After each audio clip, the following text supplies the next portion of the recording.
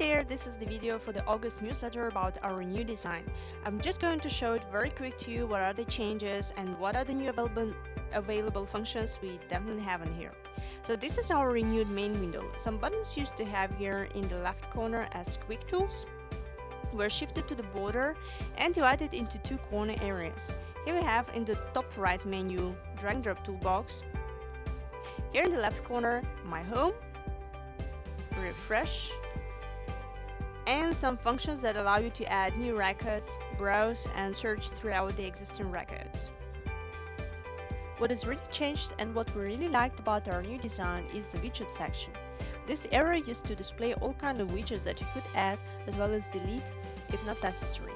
The new concept of this area is that now it can work as a display for any program you select from the top menu bar and from both left and right panels. Let me show it to you. Whenever you click on any tab from the top menu, the widget section will display the relevant to the selected tab information. You will have a quick access to its main functions. As we open the File tab, it shows us a complete different view from what it was before. You have here user account functions, the information about your Mantaray version, user guides, and we're actually going to add our newsletters right here in the same area for a quick access. Also, we have here a quick support, and what is really important for us as for developers, now you can write us any suggestion of yours and about our application and send it to us right away. Anything in your mind that would suggest improvements or changes for better would count.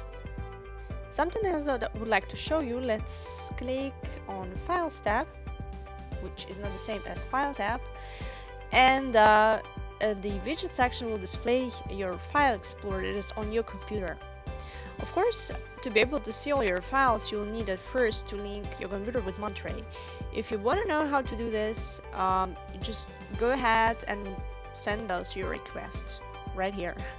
Another thing to show you, if you remember at the beginning I mentioned that the left and right panel functions will also be displayed in the widget section. Let's check it out.